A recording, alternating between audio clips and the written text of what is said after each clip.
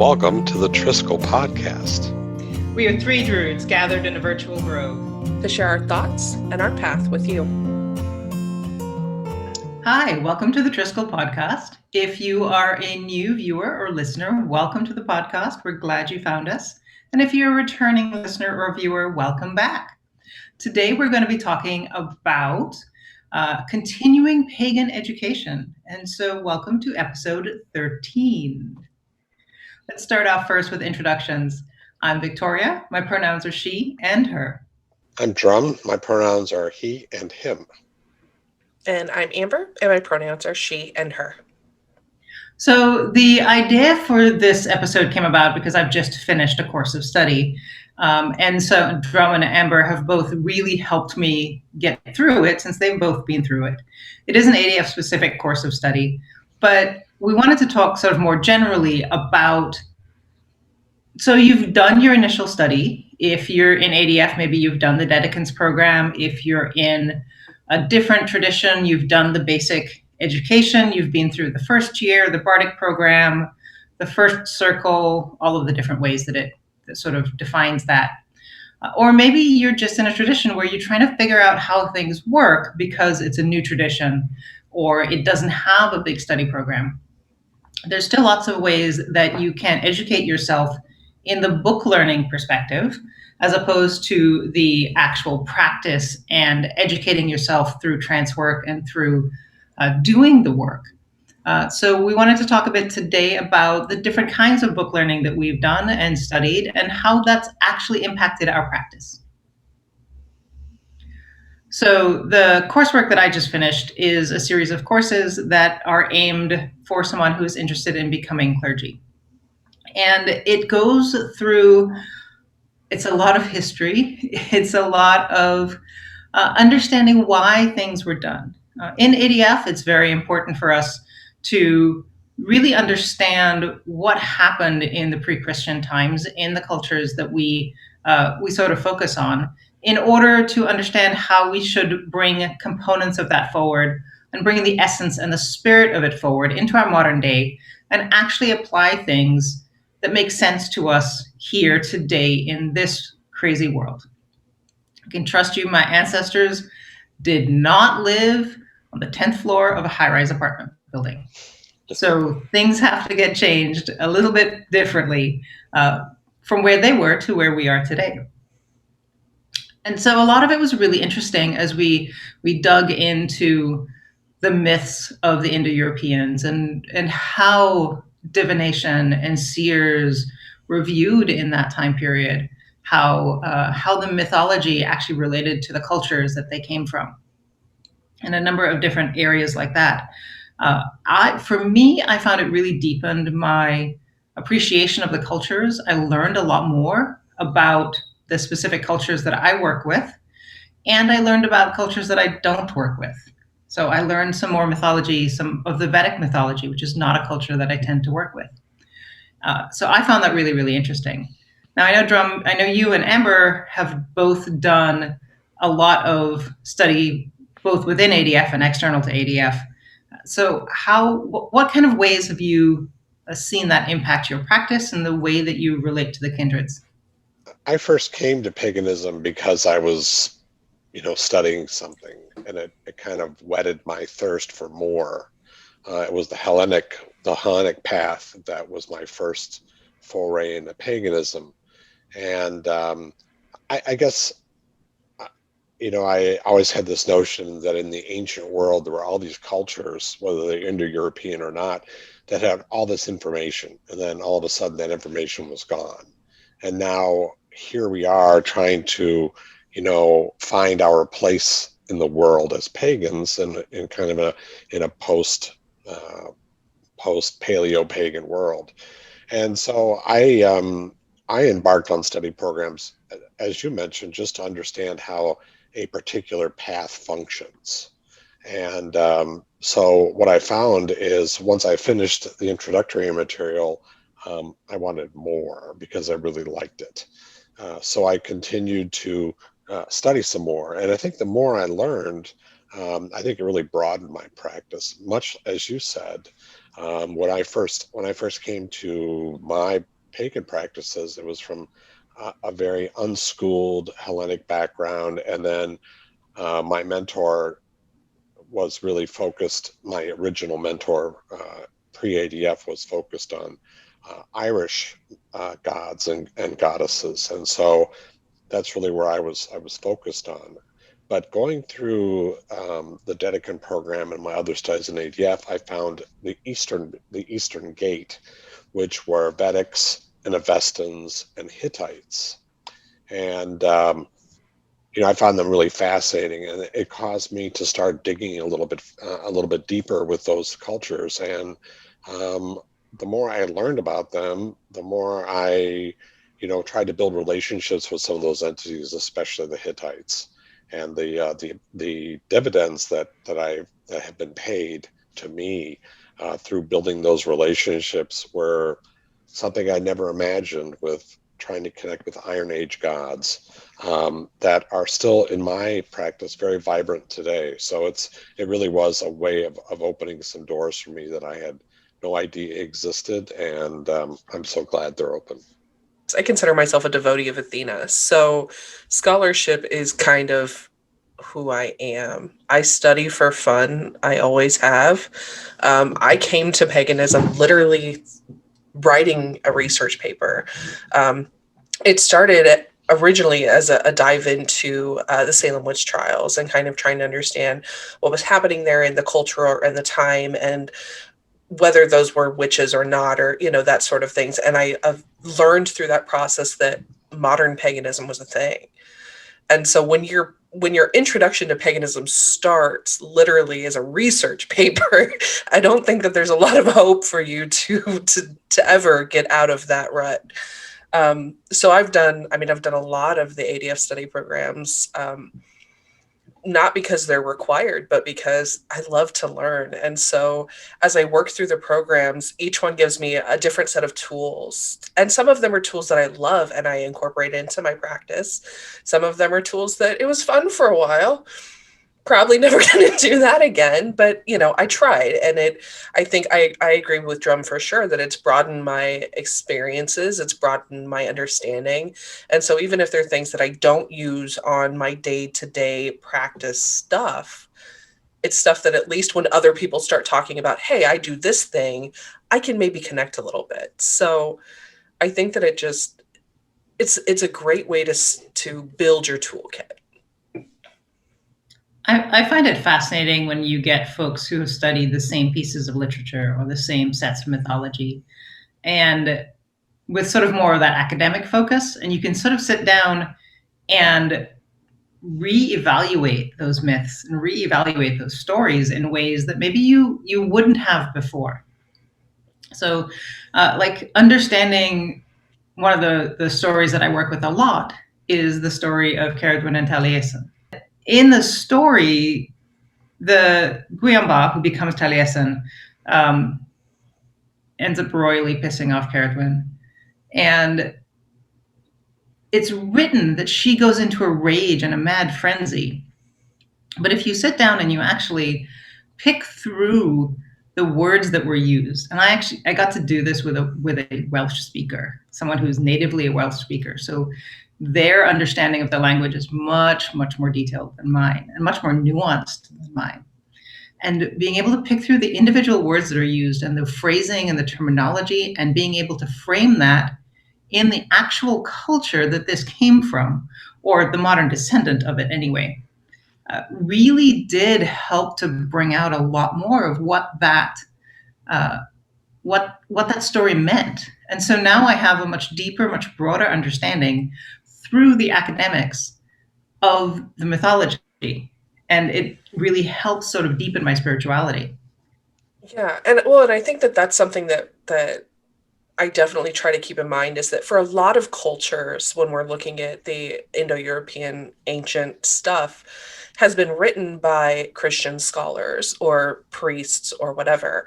So a lot of times we're seeing biases written into the lore that weren't there necessarily. One of my favorite examples is that they said that Loki is evil in one of the it's like, Is he? Like, I don't know.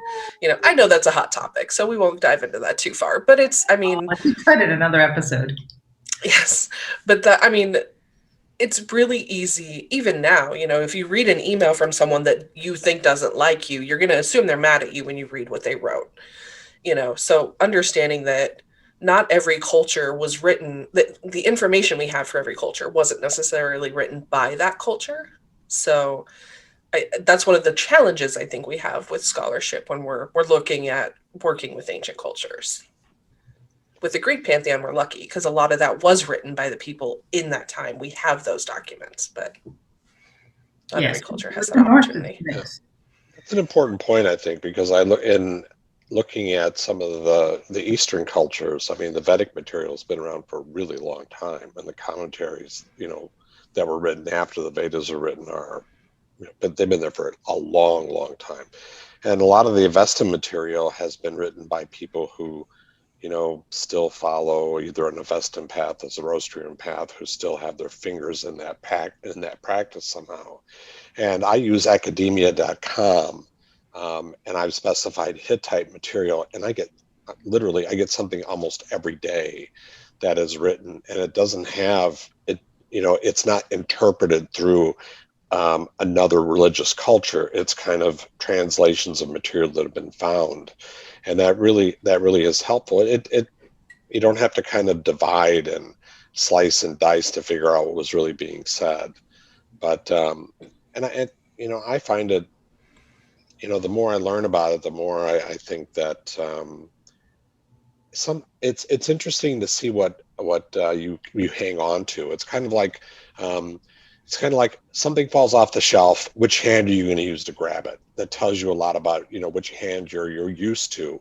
So like this morning, I'm out running, and I'm thinking to myself, I haven't seen the sun in days and days and days, and so I say a small prayer, and I say the prayer to Ariniti, not the goddess or God that I was raised with in paganism to call out to, but a Hittite goddess who's the goddess of the sun. And it's kind of that reflexive motion, I think, is the result of not only practice but also of learning. And it's those, the historical stuff that's coming out now. We are blessed in this age to have so much available to us electronically, because I remember having to go into the library or digging through magazines and stuff, which was really a lot not as easy to do. And now I can just go to whatever.com and there's all kinds of good stuff.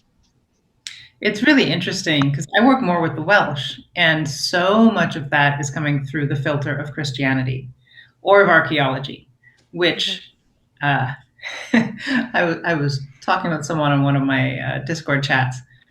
I have a challenge with archaeology textbooks when they say, this happened, this thing means this thing. And I'm like, you weren't there. You don't know for sure. Because you know what? At one point, they thought that all the Vikings that raided England were men, and they've now discovered that they weren't. So you don't know.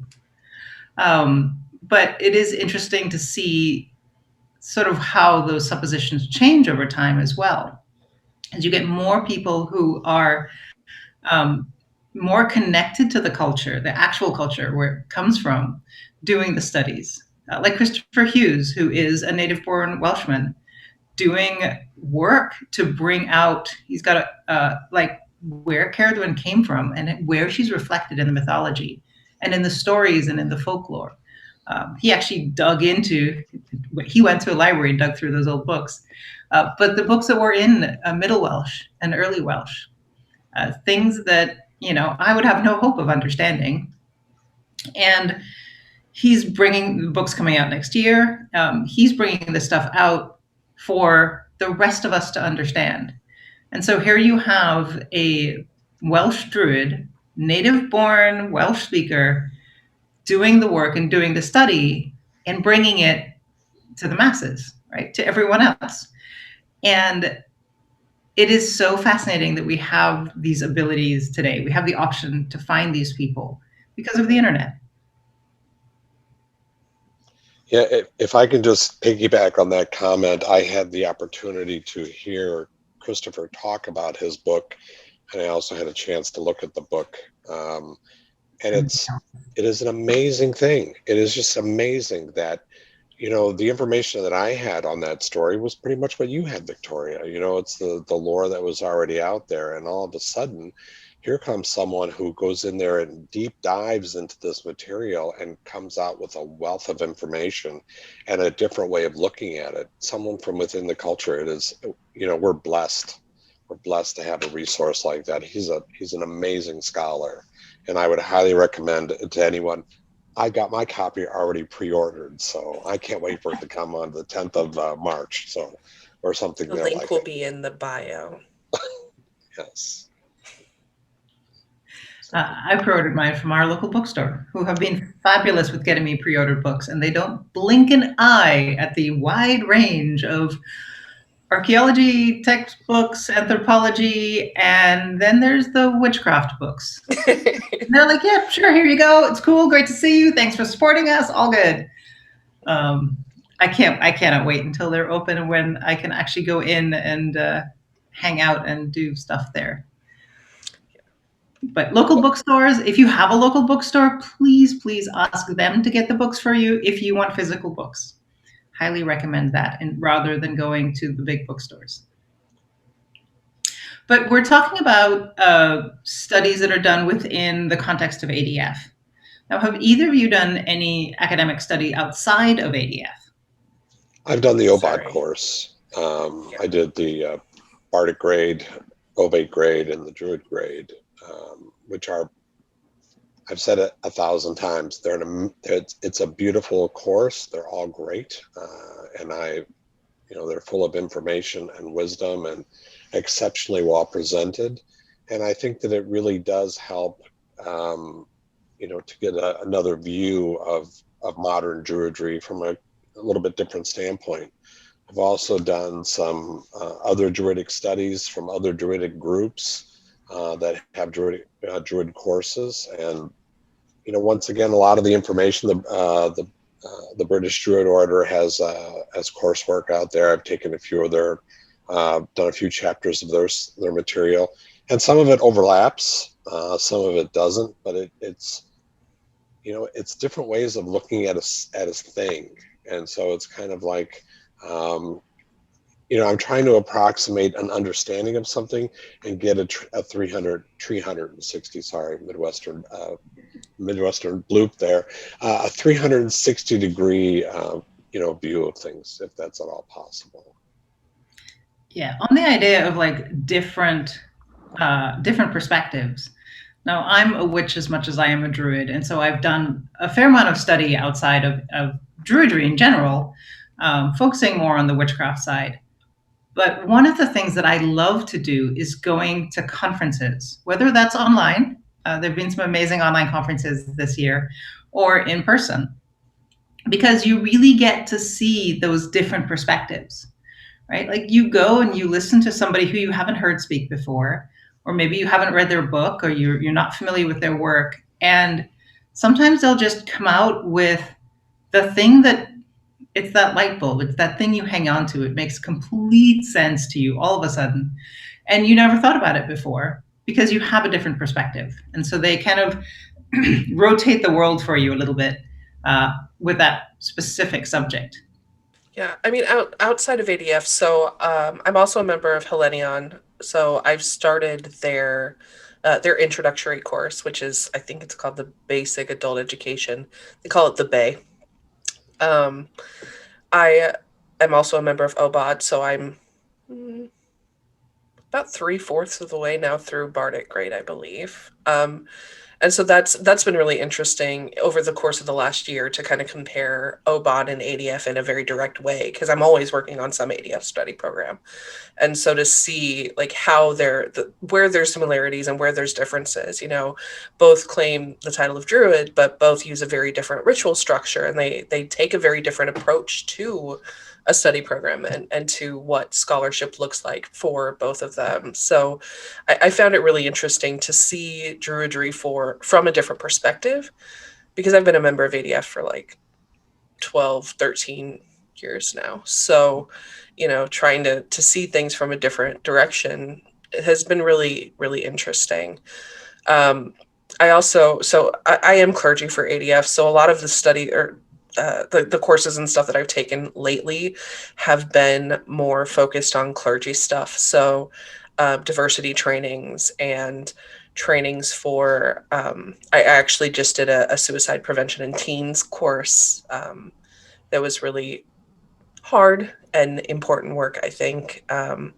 And so not all of the study that I do is necessarily fun, like mythology dives, and some of it is very practical and a lot less entertaining. But it's all, for me, it's all about, like I said, building that tool set, building resources for myself to, at least, even if I don't know how to answer something myself, I at least have resources to know where to start.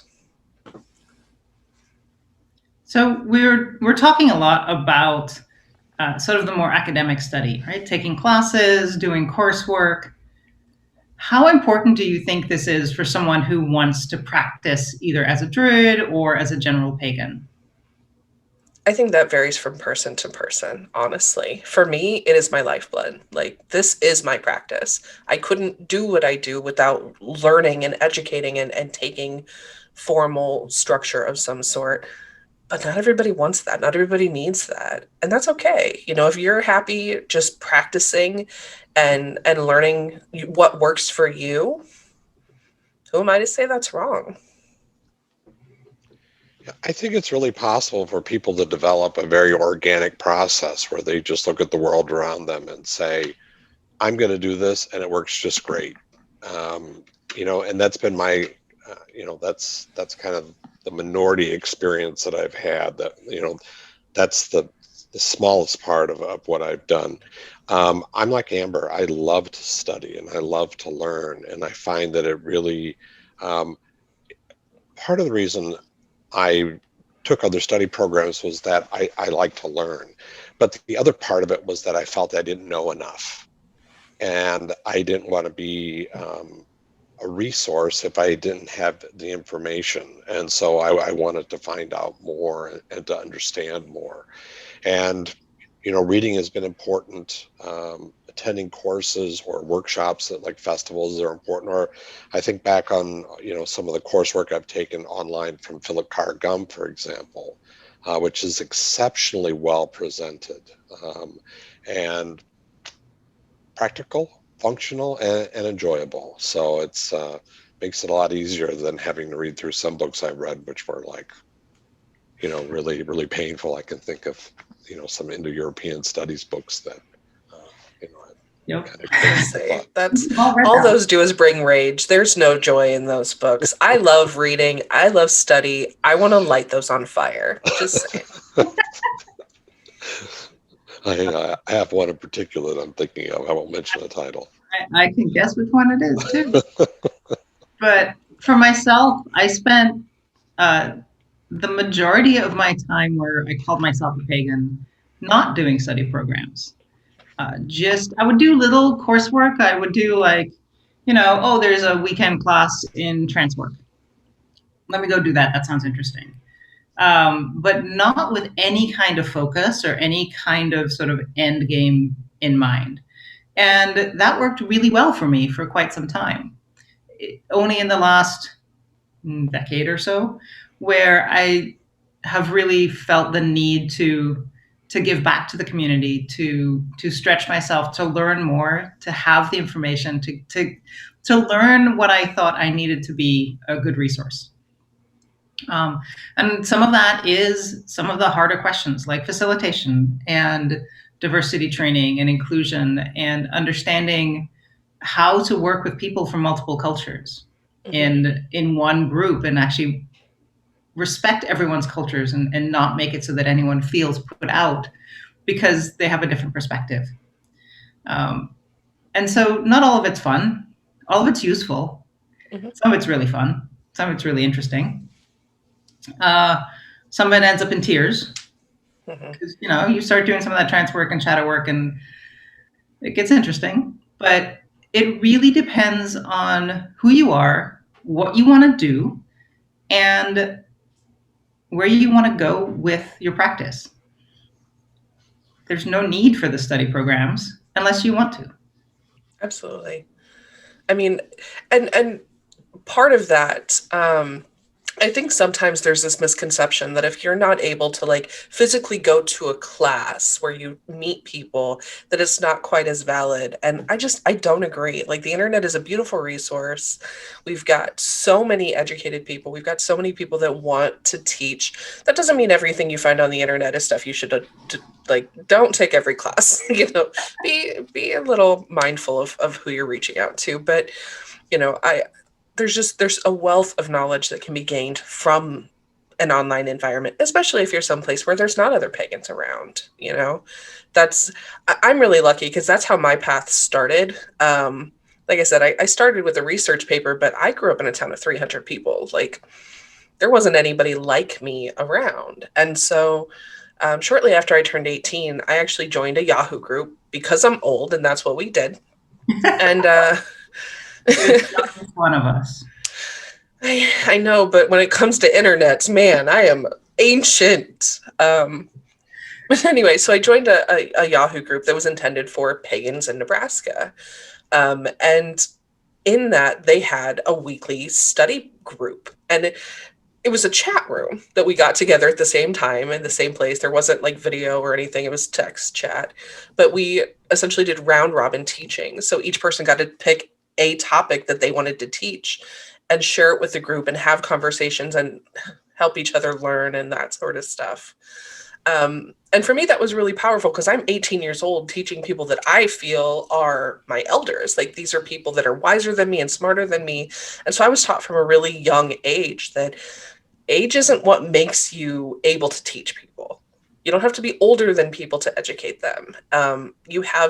If you have knowledge, share it with people. And so, I got that lesson really young. And so that kind of started off for me with studying and teaching and sharing my information. And, it's why like I do the ADF study programs and most of my coursework is posted on my blog because why not? What's it hurt? You did mention something that I want to sort of double click on here. The idea that not everyone out there who's teaching is necessarily appropriate to learn from. And I will say that not every book published is appropriate to learn from either. That's true. Some crazies. So let's talk a little bit about discernment and how do you figure out if a teacher is a good teacher or a book is a good book? Like what's the process that you use to figure out if this is something that you should be learning from, and that it actually has good information as opposed to some random person in England who dresses in a bathrobe and calls himself King Arthur? Man, I want to take that guy's classes. I want to meet him. He sounds really interesting. For me, even though we have said that like you don't have to take courses to be someone who is legitimate and in your path, for me credentials does play a part of that. And that doesn't mean you have like a certificate that says you completed this thing. It's what experience do you have? Let's see, I'm trying to think of a way to word it that doesn't make me sound like a jerk, but essentially what justifies you teaching this? Why are you someone that can share this information with me? I don't think someone who's only been doing any sort of magic at all for 6 months can teach a magic course on a grand scale, so experience and credentials is a thing for me. I do also want to point out, though, that if you don't have certificates and you've just been doing stuff on your own, that doesn't mean you shouldn't be teaching. It Absolutely. simply means be clear on your background and be clear on what your perspective is. If this is just something that works for you, just say, hey, this is something that works for me. I want to teach it. I want to share it. Maybe it'll work for you. And talk about your experiences with it and talk about what you've done with it. Just really be clear on where stuff is coming from. And I think that a lot of stuff that people are coming up with these days they're just stuff that they tried and it worked really well. And they told a friend about it and it really worked well for the friend. And so now they want to share that. And I think that kind of teaching is also just amazing because you can learn such cool information from that. So it's more about, for me, the discernment part is more about understanding where that person is coming from. So are you putting forth a book on the history, the archaeological history, or the sociology history of Druids? Well, I would like to know that you know how to do archaeology, because that's a major part of your book, and that's really a lot of how you're presenting. You're presenting yourself as an expert on this. So in that case, I'm going to look for certificates. I'm going to look for those degrees and the background and the training. But if you're teaching me how you work with house spirits or methods of working with house spirits, and you share information, maybe with bibliographies, maybe without. Bibliographies are amazing, by the way, love them. You're sharing information and you're citing your sources and you're saying where stuff is coming from, whether that's coming from you or it's coming from something that somebody taught you. That's also really good. Like, that's still solid information to have. Mm-hmm. What drives me slightly insane is when you have people who are saying this is the way it is, and there's no bibliography, there's no proof that this person actually understands how to analyze anything. Nobody's heard of them before. They're brand new. That sort of stuff, I'm less likely to pick up and read. I'm less likely to pay to go to a class, because I don't know that what you're saying is any good. You're not giving me anything to base a judgment call on. Mm-hmm. And there are some books that we know of, that there's a number of Druid books out there that they're very much UPG in opinion, but they're presented as archaeological fact. And that's where I have a major issue. If it's your opinion, present it as such. Yeah, I think for myself, part of what makes a source or a resource valuable is, to see what they present and to see if it either resonates with me or if it encourages me to look further. One of the most unusual places that I've learned things is within ADF, for example. I'm a reviewer. And so I review dedicant work and I review other people's coursework. And I learn a lot from them, because even for new people doing the dedicant program, they're like, I did this. And I'm like, wow, I never thought about that before. And then I look at their sources and I'm like, I never heard of that before. And that causes me to go look for that source. So they've kind of done the work for me and pointed me in a certain direction, and then I can take it from there. So through their learning, they've encouraged me to learn more. And, a lot of it is, what do they do and how they present it?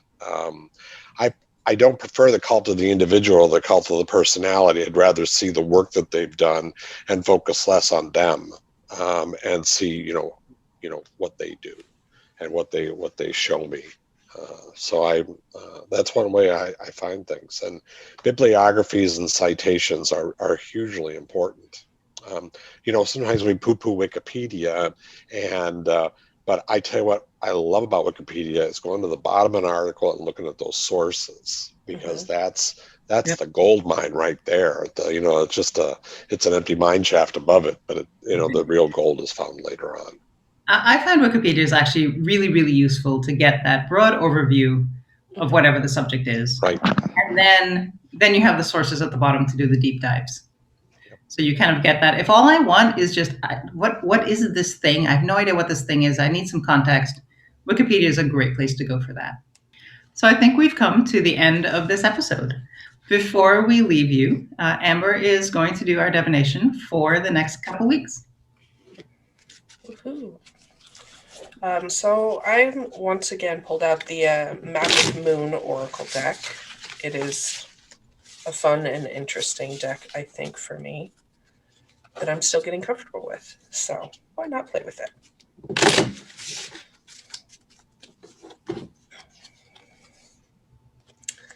So we start with the Chameleon. It's a little glary, but you get the point. The Chameleon is someone who can adapt to their situation. Sometimes that's to hide from danger. Sometimes it's to better themselves. that adaptability can be really important, especially this time of year when things are hard, especially in 2020 when everything is hard, trying to adapt and just keep moving forward. The next card we have is the passionate. So finding what you love in those moments as we're adapting and as we're trying to grow. Focusing on those things that we really, really love is so important. And then take a moment to reflect on those things. We've all had to take a lot of time this year, I think, to adapt. None of our traditions look the same. None of our practices look the same. We're used to meeting in person and having conversations and hugging people and doing things that we just can't do right now. So I think that we've done good with that, but we've also had the opportunity to remember what we care the most about, what things really matter to us, and to focus on those things and reflect on why they matter. And I think that for now, we'll continue to do that for a little bit longer. So I think that's our message for today. I like it. Thank you. Cool. Well, thank you all for joining us, and we will see you in a couple of weeks. Bye. Bye-bye. Thank you. Bye. Thank you for joining us for today's video. If you like this episode, be sure to like and subscribe.